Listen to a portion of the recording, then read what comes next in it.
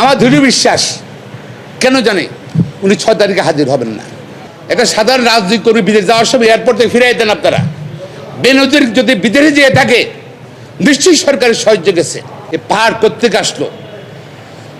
তার জমি আছে গোপালগঞ্জে, তার জমি আছে গাজীপুরে, তার জমি আছে ঢাকা শহরে, তার জমি আছে বান্দরবনে, তার জমি আছে কক্সবাজারে, তার জমি আছে ইয়েতে কি জানি বলে সেন্ট মার্টিনে। এবং এইটা আপাতত আসছে, আরও অনেক সম্পত্তি লোকপুর শোনা আসছে, আরও অনেক সম্পত্তি আছে ধানমন্ডি আর ঢাকায় আরও অনেক সম্পত্তি আছে। এগুলো কেন এখনও তদন্ত করছে না, খুঁজে বের করছে না সেটা জানি না। আর হ্যাঁ, এখনও মামলা হয়নি। এটা সাধারণ রাজনৈতিক কর্মী বিদেশ যাওয়ার সময় এয়ারপোর্ট থেকে ফিরে যেতেন আপনারা। বেনজির যদি বিদেশে যেয়ে থাকে নিশ্চয়ই সরকারের সাহায্য গেছে। সরকারের জন্য দায়িত্ব নিতে হবে। আওয়ামী লীগের নেতারা বলছেন যে বেনজির এবং আজিজের তাদের যে অপরাধ করে থাকে ব্যক্তিগত, সরকার দায়িত্ব নেই, আওয়ামী লীগের দায়িত্ব নেই। অবশ্যই সরকারের দায়িত্ব আছে। সরকারি ক্ষমতা ব্যবহার করে তারা কিন্তু এইসব সম্পদের মালিক হয়েছিল, অপরাধ করে মালিক হয়েছিল এবং চাঁদাবাজি করে মানুষের ক্রস ফায়ার দিবে করে টাকা নিয়েছিল। আবার অনেকে ছেড়ে দিয়েছে, অনেকে ক্রস ফায়ার দিয়েছে, হত্যা করেছে, তারপর আপনার গুম করেছে। এইসব তো অবশ্যই তদন্ত দাবি রাখে এবং এগুলো তার সম্পত্তির একটা পার্ট দুর্নীতি, আর একটা পার্ট তার গণহত্যা বা গুম। সেই জন্য তদন্ত দাবি করছি। পাশাপাশি তার অবস্থান স্বরাষ্ট্রমন্ত্রী জানেন না। এটা কোনো কথা হলো? এটা সাধারণ অর্ডিনারি সাধারণ মানুষও কিন্তু হতবাক হয়ে যায়। সে বিদেশে না দেশে আছে, ইমিগ্রেশন চেক করলে তো পারেন আপনারা। কেন ইমিগ্রেশন চেক করেন না আপনারা? আসলে কি আপনারা লুকোচুরি খেলতেছেন তাকে নিয়ে? সরকার বাধার চেষ্টা করছেন। কি কারণে বাধার চেষ্টা করছেন? কারণ তার এই অপরাধের সঙ্গে হত্যা, ক্রসফায়ার, গুমের সঙ্গে সরকারের স্বার্থ জড়িত ছিল। সম্ভবত সরকার বাঁচাতে চায়। তবে জনগণ এই অপরাধের বিচার চায়।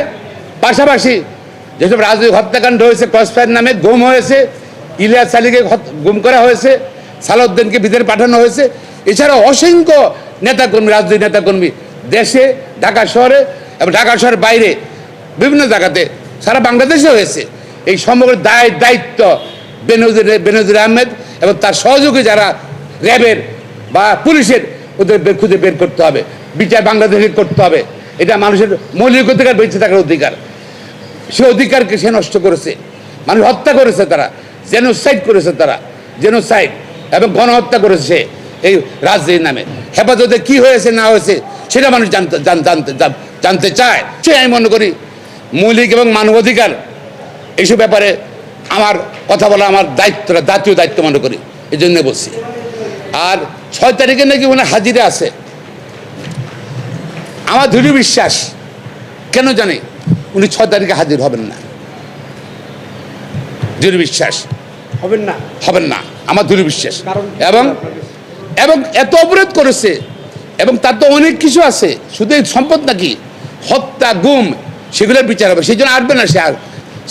সরকার জানে কোথায়, সে কোথায় আছে। কেলকাটা দেখছে কি জানি বলে এমপি আনা হত্যাকাণ্ডের ব্যাপারে দিবি ইয়ে যাচ্ছে, নেপাল যাচ্ছে, আর সব জায়গায় ঘুরতেছে।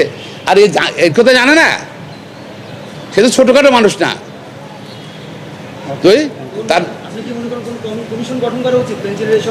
আমি মনে করি শুধু তদন্ত করা উচিত এবং একটা বিচার বিভাগ কমিশন করা উচিত এবং সমগ্র ঘটনা নিয়ে তার আমলের পুলিশের যে পুলিশ কমিশনার থাকা অবস্থাতে এবং র্যাবের ডিজি থাকা অবস্থাতে এবং আইজিবি থাকা অবস্থাতে যত কর্মকাণ্ড হয়েছে, দুর্নীতি বলেন, তার চাঁদাবাজি বলেন, অর্থবাজি বলেন, দখলবাজি বলেন, এগুলো এবং তার এই সম্পদের, অবৈধ সম্পদের পার করতে সে করেছে, তদন্ত করা উচিত আমি মনে করি।